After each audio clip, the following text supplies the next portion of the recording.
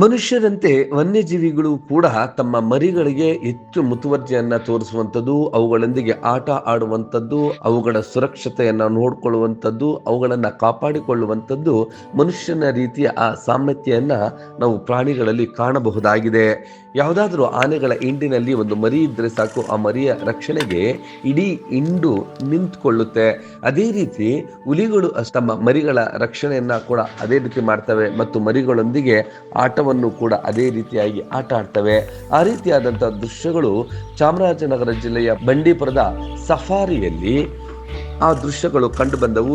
ಇದನ್ನ ಖ್ಯಾತ ವನ್ಯಜೀವಿ ಛಾಯಾಗ್ರಾಹಕರಾದಂತಹ ಕೊಳ್ಳೇಗಾಲದ ಕಿರಣ್ ರವರು ತಮ್ಮ ಕ್ಯಾಮರಾದಲ್ಲಿ ಸೆರೆ ಮಾಡಿದ್ದಾರೆ.